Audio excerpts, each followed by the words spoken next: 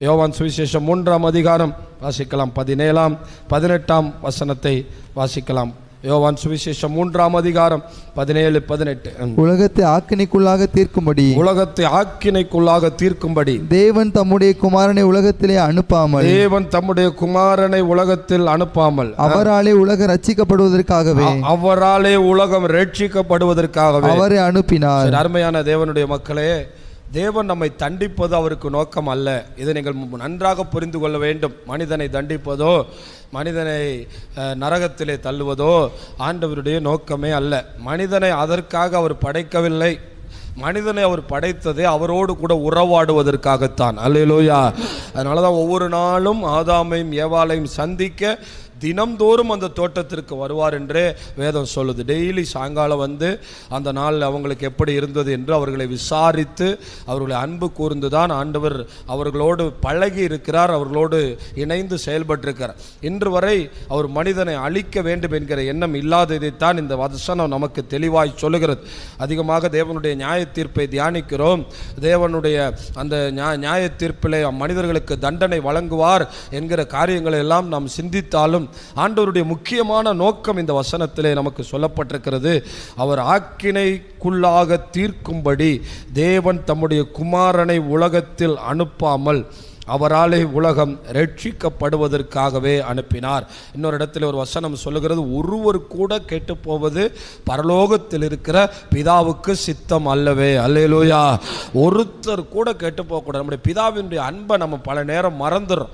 ஏன் மறந்துடுறோன்னா, நமக்கு முன்னாக சிலுவையில் சுமந்த இயேசு நமக்கு முன்னாக இருப்பதினாலே நாம் பின்னாடி இருக்கிற அந்த பிதாவை மறந்து விடுகிறோம். ஆனால் பிதாவினுடைய அன்பு எவ்வளவு பெரிதென்று பாருங்கள் என்று வேதம் சொல்லுகிறது. ஏனென்றால் இந்த குமாரனாகிய கிறிஸ்து நமக்காக வர வேண்டுமானாலே அது பிதாவினுடைய வேலையாக இருக்கிறது. அவருடைய குமாரனை தந்தருளினார் என்று வேதம் சொல்லுகிறது. அதெல்லாம் யார் கொடுக்க முடியும்? அவருடைய ஒரே பேரான குமாரனை நமக்காக தந்தருளி நம்மில் அன்பு கூர்ந்தார். அப்போ ஆண்டவர் மனிதனை அழிப்பது அவருடைய நோக்கம் அல்ல. அவனை மீட்டெடுப்பது, அவனை ஆசீர்வதிப்பது, அவனை காப்பாற்றுவது, அவனுக்கு மறுவாழ்வு கொடுப்பதே தேவனுடைய நோக்கமாயிருந்தது. மனிதன் பாவம் செய்தபோது ஆண்டவருக்கு கோபம் வந்தது உண்மைதான். ஆனால் ஆண்டவர் ஆதாமினிடத்திலே சொன்னார், நீ சாகவே சாவா என்று சொன்னார். ஆனால் அந்த பழத்தினுடைய கனியை புசித்த போது அவன் உடனடியாக மரத்திற்கு மேற்பட்ட ஆண்டுகள் இந்த உலகத்திலே வாழும்படி ஆண்டவர் வாய்ப்பு கொடுத்தார். அவர் அந்த இடத்திலே சொன்னதான காரியம் அவனுக்கு மீண்டும் அவனை காப்பாற்றுவதற்காக தேவன் வழி தேடினார். ஆதாமினுடைய வாழ்க்கையை நீங்கள் கவனித்து பார்த்தால், ஆதாமுக்கு ஆபேலும் காயினுக்கு அப்புறம் ஒரு குழந்தை பிறந்தபோது ஆதாம் கர்த்தரை தேடினான், கர்த்தரை நேசித்தான் என்று வேதம் நமக்கு, கர்த்தரை தொழுது கொண்டான் என்று வேதம் சொல்லுகிறது. அந்த முதல் மனிதனாகி ஆதாமுக்கே தேவன் மறுபடியும் வாய்ப்பு அருளி இருக்கிறார். ஏனென்றால் மனிதன் அழிந்து போக வேண்டும், மனிதன் என்றென்றும் ஆக்கினை தீர்ப்பு அடைய வேண்டும் என்று தேவனுடைய திட்டம் அல்ல. ஒரு அரசாங்கம் இருக்கிறது என்று வைத்துக் கொள்ளுங்கள். அரசாங்கம் சில சட்டங்களை ஏற்றி வைத்திருக்கிறது. இந்த தவறை நீ செய்தால் உனக்கு மரண தண்டனை, இந்த தவறை நீ செய்தால் உனக்கு இந்த தண்டனை என்று வைக்கிறது. இப்போ கொஞ்ச நாளைக்கு முன்னாடி நம்முடைய சவுதி அரேபியா பட்டணத்தில் 50க்கும் மேற்பட்ட நபர்களை ஒரே நாளிலே மரண தண்டனை கொடுத்தார்கள்.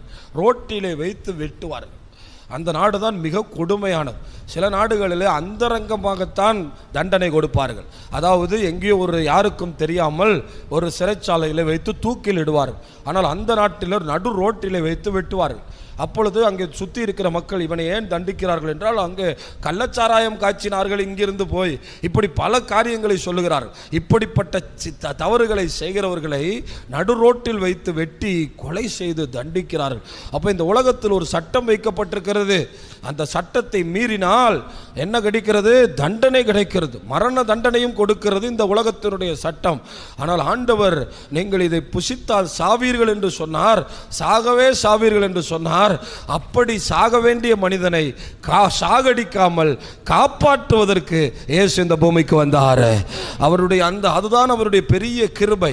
நீங்கள் எல்லாம் பழத்தை புசித்து விட்டீர்கள், என் கற்பனையை மீறிவிட்டீர்கள், சாத்தானால் வஞ்சிக்கப்பட்டு விட்டீர்கள், நான் சொன்னதை நீங்கள் கேட்காமல் போய்விட்டீர்கள் என்று ஆண்டவர் நினைக்காமல் நம்மேல் இருக்கிற கோபத்தை மாற்றி அவருடைய இரக்கத்தின் அடையாளமாக இயேசு இந்த பூமிக்கு வந்து சிலுவை சுமந்தார்.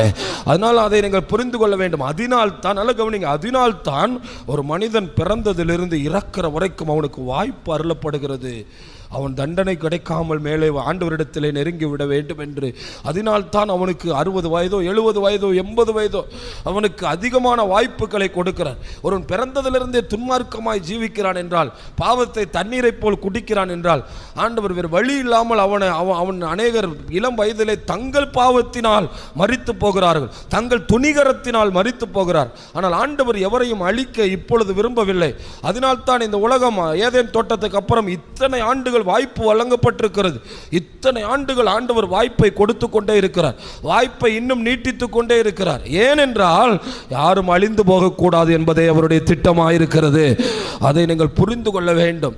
ஆண்டவர் அழிப்பதனுடைய நோக்கத்தோடு தான் மனிதனை வைத்திருக்கிறார் என்பதைப் போல நீங்கள் ஒரு நாளும் சிந்தித்துக் கொள்ளவே கூடாது.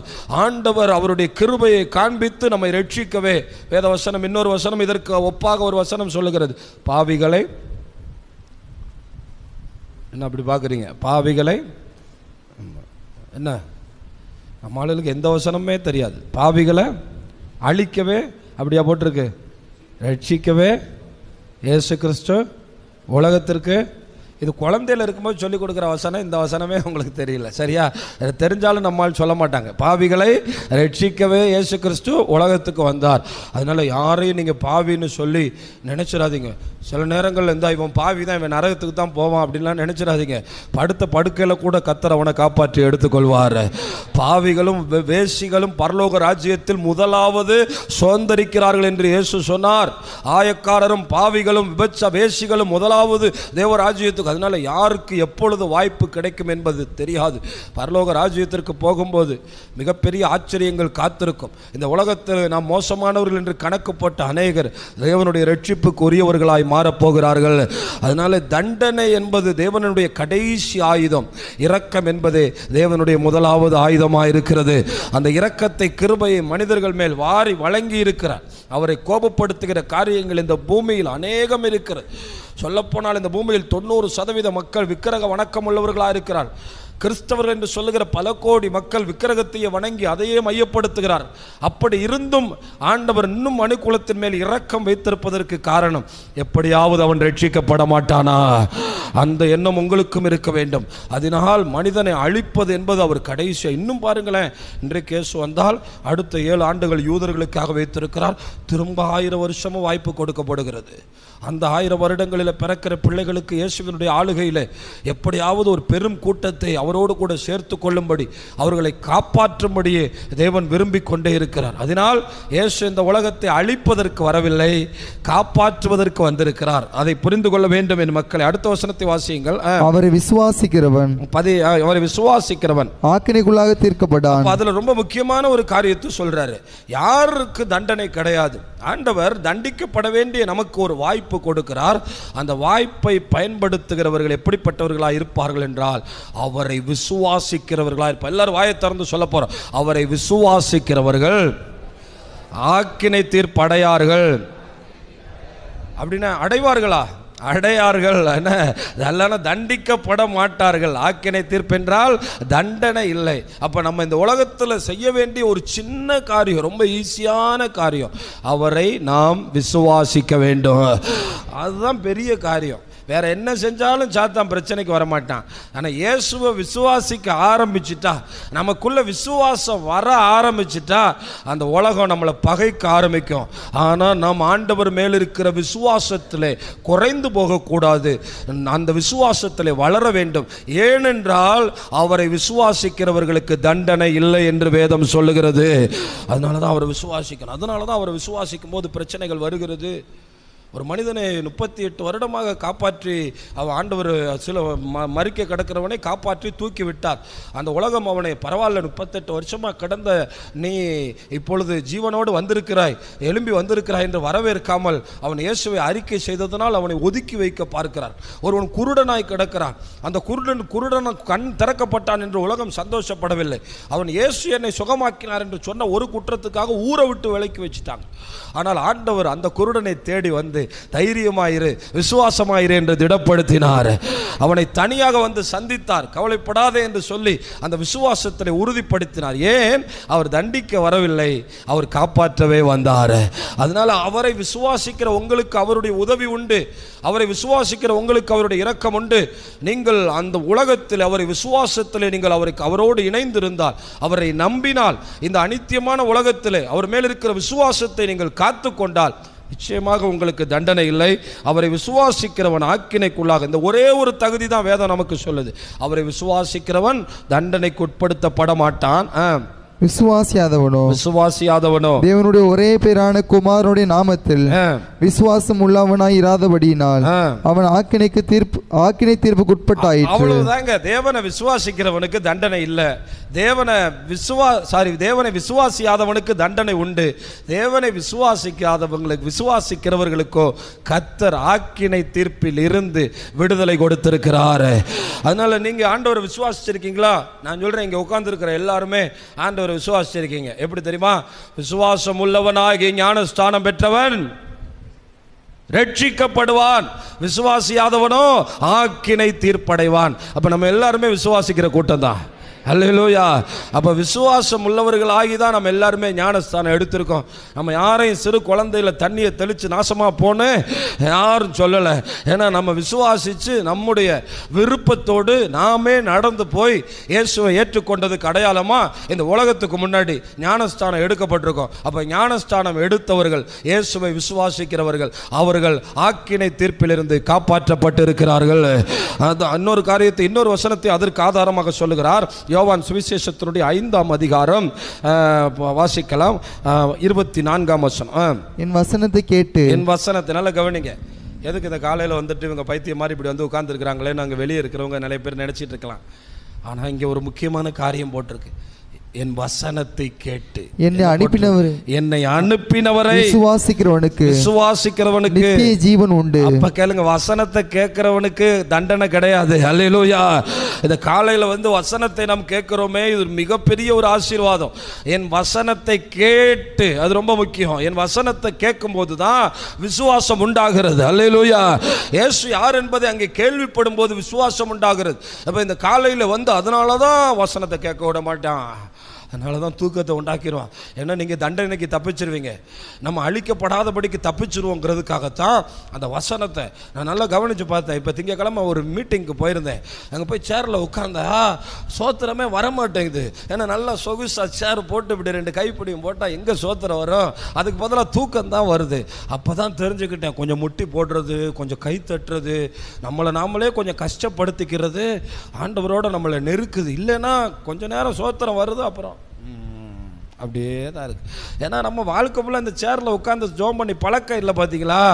அதனால தான் உங்களை அப்பப்போ எந்திரிச்சு நில்லுங்க, கொஞ்சம் நல்லா துதிங்க அப்படின்னு சொல்கிறது. நல்லா தான் நீங்கள் உற்சாகமாக இருக்கத்தான் விரும்புவீங்க, ஆனால் அங்கே ஏதாவது பிரச்சனை வந்துடும். அதனால் வசனம் கேட்குறதுக்கு கூட சேரில் உட்காந்துக்கிறலாம். ஆனால் ஜோம் பண்ணும்போது முடிந்தவரை எழும்பி நின்று கொண்டு முழங்கால் படிக்கிட்டு அப்படி பாட்டு பாடி, நான் பாட்டு பாடும்போது நல்லா கை தட்டி நம்மளை கொஞ்சம் ஆண்டவருடைய சமூகத்தில் ஆண்டவருடைய பிரசன்னத்தோடு இணைச்சி வச்சுக்கிறது ரொம்ப நல்லது. இப்போ அடுத்தடுத்து சொகுசு சேர், ஏசி இதெல்லாம் வந்துருச்சு பார்த்தீங்களா சர்ச்சில். இப்போ சர்ச்சுக்கு பக்கத்தில் போட்டுக்கிறாங்க வால் போஸ்ட்டில் ஏசி இதெல்லாம் போட்டுக்கிட்டாங்களா. இதெல்லாம் வந்த பிறகு இன்னும் என்ன பண்ணிடும், நம்மளை ரொம்ப ரொம்ப மோசமான நிலைமைக்கு தள்ளிடும். என் வசனத்தை கேட்டு என்னை அனுப்பினவரை விசுவாசிக்கிறவனுக்கு நித்திய ஜீவன் உண்டு. ஆமா, வாசிங்க. அவனுக்கு தண்டனை கிடையாது. நம்ம தைரியமா ஒரு நாள் நியாயாசனத்தில் நிற்போம், நியாயாசனத்தில் ஆண்டவருடைய வலது பக்கத்தில் நிற்போம். அவன் ஆக்கினை தீர்ப்பு உட்படாமல் மரணத்தை விட்டு நீங்கி அதான் மரணத்தை விட்டு நீங்கி ஜீவனுக்கு உட்பட்டிருக்கிறான் என்று மெய்யாகவே மெய்யாகவே உங்களுக்கு சொல்லுகிறேன். அதனால மெய்யாகவேனா ரொம்ப முக்கியம். சேனைகளின் கர்த்தர்னு எழுதி இருக்குன்னா நீங்கள் ரொம்ப குறிச்சுக்கலாம். அதெல்லாம் ரொம்ப ரொம்ப முக்கியமான வார்த்தை. இந்த ஆண்டவர் மெய்யாகவேன்னு சொல்கிறார்ல, அதனால் இந்த விசுவாசத்தை காத்து கொள்றதுக்கு நீங்கள் கடைசி வர ஆண்டவருடைய இரக்கத்தை பெற்றுக்கொள்ளணும். எப்பயுமே உங்களுடைய விசுவாசம் காப்பாற்றப்படணும். இன்றைக்கி நீங்கள் 50 வயசில் இருக்கலாம், அடுத்து இன்னும் உங்களுக்கு ஒரு வாழ்க்கை இருக்கிறது. பலத்தின் மிகுதியால் 80 வருஷம் வரை போகலாமா. அந்த 80 வருஷம் வரைக்கும் கிறிஸ்துவை விடாதபடிக்கு இந்த பூமியில் நீங்கள் 100 வயசு வரைக்கும் போங்க, அது எனக்கு பிரச்சனை இல்லை. என்ன 120 120 கூட அடிங்க. நேற்று ஒரு ஆள் 126 வயசில் பத்மபூஷன் விருதோ பத்மஸ்ரீ விருதோ வாங்கினார். அவர் பாட்டுக்கு நடந்து போய் டபால்னு நம்ம பிரதமர் காலில் விழுந்துட்டார். அவர் நம்ம பிரதமர் எந்திரிச்சு நிற்கிறார். எப்பா விழுகாதப்பா, நீ இவ்வளோ பெரிய ஆள், நீ விழுகாதன். அடுத்து போனால் குடியரசுத் தலைவர் காலில் சாஷ்டாங்கமாக விழுந்தார். அவர் 126 வயசில் நடந்து போகிறார். நடந்து போய் மெடல் வாங்கிட்டு போகிறாரு. அப்போ பாருங்கள், இந்த உலகத்தில் இப்போ நம்ம ஆள் 40 வயசுல தடுமாறுது, கை வலிக்குது, கால் வலிக்குது, ஐயோ தூங்குனா எந்திரிக்க முடியல, அந்த நிலைமையில உட்கார்ந்துருக்கிறோம். அவர் பாட்டுக்கு 126 வயசுல ஸ்டேஜில் ஏறி வந்து மெடல் வாங்கிட்டு போறான். அது மேன்மையா என்று கேட்டால் அதை விட மேன்மை உங்களுக்கும் எனக்கு கிடைத்திருக்கிறது. இயேசுவை விசுவாசத்தினால் மரணத்தை விட்டு நீங்களாக்கப்பட்டிருக்கிறோம். அந்த பாக்கியம் கிடைச்சிருக்கனால அந்த விசுவாசத்தை காத்து கொள்ளணும். கடைசி வரை நான் எப்பயுமே நினைக்கிறது, இன்னைக்கு பெஸ்ட்டாக இருக்கிறோம், இன்னைக்கு ஆண்டவர் விசுவாசிக்கிறோம் இல்லை, கடைசி வரை நாங்கள் விசுவாசிக்க வேண்டும். கடைசி வாழ்க்கை நாங்கள் எங்கள் ஜீவன் போகும்போது ஒன்று சொல்லணும், உண்மையில் இருக்கிற விசுவாசத்தை காத்து கொண்டேன். அதை தான் எங்களுடைய பெரிய ஒரு முக்கியமான நம்பிக்கையாக இருக்கணும். அந்த ஒரு நோக்கம்தான். அந்த வெற்றி இன்றைக்குள்ள நம்முடைய வாழ்க்கை ஓடி முடிக்கிற வரைக்கும், முடிவு பரியந்தோம். ஆமாம், முடிவு பரியந்தோம் என்ன நிலைச்சிருக்கிறவன் தான் ரட்சிக்கப்படுவான்னு வேதம் சொல்லுது. ஆனால் இங்கே ஏன் அந்த விசுவாசத்தை காத்து கொள்ள முடியல, அதை குறித்து நான் வேகமாக சொல்லி முடிக்கிறேன். 2 வார்த்தைகள். 18 வசனம் 3ஆம் அதிகாரம், அது ரொம்ப முக்கியமான வசனம். 13, 18, 19 மட்டும் வாசனம். அவரை விசுவாசிக்கிறவன் 3ஆம் அதிகாரம் 18 வசனம். ஒளியானது உலகத்திலே வந்திருந்தும் மனுஷருடைய கிரியைகள் பொல்லாதவர்களாய் இருக்கிறபடியினால் அவர்கள் ஒளியை பார்க்கிலும் இருளை விரும்புகிறதே அந்த ஆக்கினை தீர்ப்புக்கு காரணமாய் இருக்கிறது. இயேசு இந்த உலகத்துக்கு வந்தாரு. ஆனா இயேசுவை விட இருளை தான் மனுஷன் விரும்புகிறான். இருள் என்பது ஆண்டவரை விட்டு பிரிக்கிறதான காரியம். பார்த்தீங்களா, அந்த தோட்டத்தில் எத்தனை கனி இருந்துச்சு. அந்த ஜீவ விருட்சத்தின் கனியை புசிச்சா சாகவே மாட்டோம். என்னைக்காவது அதை விரும்பினாங்களாங்க அந்த ஆதாமும் ஏவாளும். இந்த கனிக்கு பேர் ஜீவ விருட்சத்தின் கனின்னு ஆண்டவர் சொன்னார். வாங்க 2 பேரும் சேர்ந்து அதை சாப்பிட்டு பார்ப்போம். பைபிள் படிக்க நம்ம பிள்ளைங்க, வாலிப பிள்ளைங்க, இந்த வாலிப வயசில் எத்தனை பேர் பாவம் செய்ய விரும்புகிறவங்க அந்த பைபிளை படிப்போமே கொஞ்ச நேரம் நம்மளாம் ஒரு முழங்கால் போட்டு ஆண்டவரை நோக்கி, ஏன் அந்த விருப்பம் வரல? ஏன்னா அந்த விருப்பம் எல்லாம் அந்த இன்னும் ஒரே ஒரு கனி இருக்குது, அந்த நன்மை தீமை கனி. அதை பறிக்கணும், அதை திங்கணும். மனசில் இந்த இருளின் மேலே ஆசை அதிகமாக இருக்கிறவன் அந்த ஒளியை விரும்ப மாட்டான். அவன் அந்த இயேசுவை விரும்ப மாட்டான். சினிமா வருதா, அடுத்து என்ன சினிமா வருது, அடுத்து என்ன சினிமா பாட்டு வருது. நிறைய கிறிஸ்தவங்களுக்கு என்ன விருப்பம்? சினிமா பாட்டு நிறைய வச்சுருக்கான் மொபைலில்.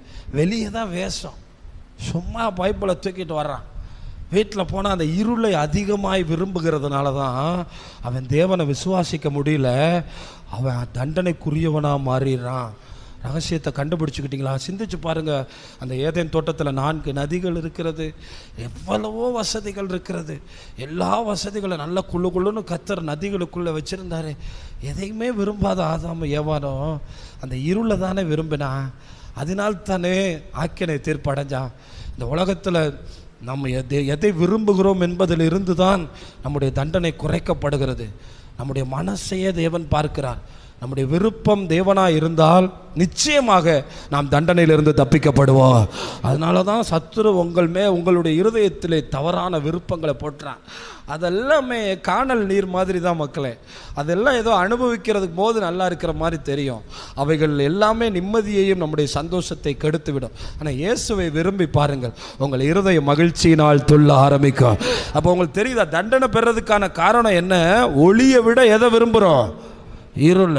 சினிமா பார்க்க கூப்பிடுங்க, நானும் வரேன்னு ஒரு பெரும் கூட்டமே வந்துடும். சர்ச்சுக்கு வாங்கன்னு கூப்பிடுங்க, நீங்கள் போயிட்டு வாங்க, இன்னொரு நாள் வர்றோம், அடுத்த ஞாயிற்றுக்கிழமை வர்றோம். நிறைய பிள்ளைங்க, நிறைய சிஸ்டர்மார் அவங்க மகங்களை கூப்பிடத்தான் செய்கிறாங்க. இந்த ஒரு வாரமாவது வந்துடுறா, நீ போமா. ஏன்னா அவங்க எதை விரும்புகிறாங்க? இருளை விரும்புகிறாங்க. அப்போ ஏன் தண்டனை மனுஷனுக்கு வருதுன்னா, ஒளியாகி இயேசு இந்த பூமிக்கு இறங்கி வந்தோம் அவரை விரும்பலை. கடவுளே இந்த பூமிக்கு இறங்கி வந்தோம் அவரை விரும்பலை. ஆண்டவரே இந்த பூமிக்கு மனுஷனாக இறங்கி வந்தோம் அவரை விரும்பலை. அதுக்கு பதிலாக என்ன விரும்புகிறான்? இந்த காலையில் சிந்திங்க, உங்களுக்கு எது அதிக விருப்பமாக இருக்குங்கிறத. உங்களுக்கு இயேசு அதிக விருப்பமாக இருந்தால் நிச்சயமாக நீங்கள் நரகத்துக்கு போக மாட்டீங்க. நிச்சயமாக நீங்கள் தண்டிக்கப்பட மாட்டீங்க. இயேசுவை விட நீங்கள் வேறு எதையாவது விரும்புனீங்கன்னா மாட்டிக்கிடுவீங்க. மாட்டிக்கிறவங்க. பிள்ளைகளை அதிகமாக நேசித்தவர்கள் பிள்ளைகளே தங்களுக்கு ஒரு காலத்தில் இயேசுவை விட்டு பிரித்து விட்டு போய்விட்டார்கள். அந்த பிள்ளைகளை அவர்களை இயேசுவை விட்டு பிரிப்பதற்கு காரணமாகிவிட்டார்கள். அதுதான் காரணம். பணத்தை, நிலத்தை, குடும்பத்தை, வேலையை. அதனால்தான் ஆண்டவர் சொன்னார், என்னை விட நீ வேற எதையாவது அதிகமாக நேசித்தால் என்னை பின்பற்றுவதற்கு பாத்திரன் அல்ல. அதனால் ஆண்டவரையே விரும்புங்கள். அதிகமாக ஆண்டவர் காலையில் எழும்பின உடனே சிலர் டிவியில் உட்கார்ந்து இருக்கிறாங்க. இவர்கள் எப்படி தேவனை விரும்ப முடியும்? அதனால் கவனிக்க வேண்டும் தேவனுடைய பிள்ளைகளே, நீங்கள் ஆண்டவரை விரும்பணும். இப்போ கூட நீங்கள் விரும்பி இருந்தீங்கன்னா ஆண்டவருடைய வார்த்தைகளை இன்னும் அழகாக கேட்பீங்க. எனக்கு ஒரே ஒரு சந்தேகம் தான். நான் இங்கேருந்து தான் மேலே இருந்து கீழே இருந்து மேலே வரேன். நிறைய விசுவாசிங்க நடந்து வந்து கூட இங்கே வந்தவொடனே அவங்களுக்கு தூக்கம் வருது. அந்த சந்தேகம் தான் எனக்கு தெரியவே மாட்டேங்குது. அது எப்படிங்கிறது மட்டும்தான். இவங்க இவ்வளவு தூரம் நடந்து வர்றது எவ்வளோ பெரிய கஷ்டம். ஏறக்குறைய 1/4 கிலோமீட்டர் எல்லாருமே நடந்து இங்கே வந்திருக்கிறாங்க. நடந்து வந்த பிறகும் தூக்கம் வருதுன்னா சத்துரு வேலை செய்கிறான். என் வசனத்தை கேட்டு என்னை விசுவாசிக்கிறவனுக்கு நித்திய ஜீவன் உண்டு. ரெண்டாவது, ஏன் நம்ம ஆண்டவரை விசுவாசிக்க முடியலன்னா தொடர்ந்து தவறு செஞ்சுக்கிட்டே இருக்கோம். அடுத்த வசனத்தை பாருங்க. பொல்லாங்கு செய்கிற எவனும் ஒளியை பகைக்கிறான், தன் கிரியைகள் கண்டிக்கப்படாதபடிக்கு ஒளியினிடத்தில் வராது இருக்கிறான். அங்கே வந்தோம்னா திட்டுவாங்க, அங்கே வந்தால் பாவம் செய்யாதன்னு சொல்லுவாங்கங்க, அங்கே வந்தால் குடிக்காதன்னு சொல்லுவாங்கங்க, கெட்ட வார்த்தை பேசாதன்னு சொல்லுவாங்கங்க. எதுக்கு நம்ம அங்கே போயிட்டு? வேணாங்க, அங்கே போக வேணாம். ஏன்னா தன்னுடைய கிரியைகள் இங்கே கண்டிப்பாக உங்களுக்கு தேவன் எந்த ஒரு செய்தி கொடுத்தாலும் அங்கே ஒரு கண்டிப்பு வச்சிருப்பார். அந்த கண்டிப்பு எதற்காகனா நம்மளை காப்பாற்றுவதற்காக. அதனால் நம்ம கிரியைகள் கண்டிக்கப்படாதபடிக்கு இங்கே போனால் கண்டிப்பாங்க. வேறு ஏதாவது கண்டிப்பு இல்லாத சபையாக பார்த்து போவோம். என்ன, அங்கே எந்த கண்டிப்பு இல்லாமல் நம்ம இஷ்டத்துக்கு நடக்கிற மாதிரி ஒரு சபையாக தேர்ந்தெடுப்போம். ஆனால் எங்கே வெளிச்சம் உதிக்கிறது என்றால், பொல்லாங்கு செய்கிற எவனும் தன் கிரியைகள் கண்டிக்கப்படாதபடிக்கு தேவனிடத்தில் வரமாட்டேங்கிறான். எவன் ஒருவன் தேவனிடத்தில் வருகிறானோ அவனுக்கே அந்த ரட்சிப்பு உண்டாகிறது. அப்போ ஏன் தொடர்ந்து தவறு செய்கிற தேவனிடத்திலே விசுவாசம் வைக்க மாட்டான், தேவனிடத்தில் வரமாட்டான். பாவிகள் தேவனுடைய சபையிலே நிலைத்திருப்பதில்லை. சங்கீதம் 1 கடைசி சொல்லுகிறது. சும்மா பாவிகள் என்ன செய்ய மாட்டாங்களாம். நல்லா கவனிச்சு பாருங்க. வந்துகிட்டே இருப்பாங்க உற்சாகமா. உங்க வீட்டுக்காரரை கூட்டு வந்துருவீங்க. ஜனவரி மாதம் வந்தோன்னே, எங்க 2022 பிறந்துருச்சு, இதுவரை குடிச்சிய வெறிச்சிய, இனிமையாவது ஒழுங்கா சர்ச்சுக்கு வந்துருங்கன்னு. ஜனவரி 1வது வாரம் வருவார், 2வது வாரம் வருவார், 3வது வாரம் வருவார். என்ன 4வது வாரம் காணோம்? பாவிகள் தேவ சபையில் அவர் வந்தார், ஆனால் அவர் பாவம் செஞ்சுட்டு தான் இருக்காரு, அவர் குடிச்சிட்டு தான் இருக்காரு. அதனால் அவரால் இங்கே இருக்க முடியாது, அவர் போயிடுவார். அதனால தான் விசுவாசத்தை காப்பாற்ற முடியல. இப்போ 2 காரியம் தான் இன்றைக்கி நம்மளை கடவுளை விட்டு பிரிக்கிறது. கடவுளை விட, ஒளியை விட இருள் அதிகமாக நேசிக்கிறது, பொல்லாங்கு செய்கிறது. இது 2ஐயும் நம்ம நிறுத்திட்டோன்னா ஆண்டவர் மேலே இருக்கிற விசுவாசத்தில் வளர்ந்துடலாம். நமக்கு தண்டனையே இல்லை. ஹல்லேலூயா. அவர் நியாயாசனத்தில் நிற்கும் போது நம்ம சிரிச்சுக்கிட்டே நிற்கலாம். ஆனால் அந்த பக்கம் நிற்கிறவங்களுடைய நிலைமையை நினச்சி பாருங்கள். பெரிய ராஜாக்கள் நிற்பாங்க, இந்த உலகத்தை ஆளுகை செஞ்சவங்க நிற்பாங்க, பெரிய விஐபிகள் நிற்பாங்க. ஆனால் நமக்கு என்ன பாக்கியம்? நாம் இந்த உலகத்தில் குறை உள்ளவர்களாக இருந்தாலும் இயேசுவை விசுவாசிக்கிற பெரிய பாக்கியம் கிடைச்சிருக்கு. அப்போ ஆண்டவர் தண்டனைக்காக இந்த உலகத்துக்கு வரல, காப்பாற்ற தான் வந்தார். யாருக்கு தண்டனை இல்லை? விசுவாசிக்கிறவனு. அந்த விசுவாசம் உங்களுக்கு எனக்கு கிடைச்சிருக்கு. அந்த விசுவாசத்தை வளர்க்கறதுக்காக இன்னும் வசனத்தை கேட்போம், அந்த விசுவாசத்தில் பெருகுவோம், அந்த விசுவாசத்தை காத்துக்கொள்வோம். தண்டிக்கப்படாதபடிக்கு அவரை விசுவாசிக்கிறவன் மரித்தாலும். ஆமாம், அவ்வளோதான். நம்ம இங்கே பாடியை பார்த்துட்டு உட்காந்துட்டு அழுதுட்டு இருக்கோம். அவங்க பிழைச்சிட்டாங்க, ஏன்னா அவங்க விசுவாசத்தோடு ஓடி முடித்திருக்கிறார்கள்.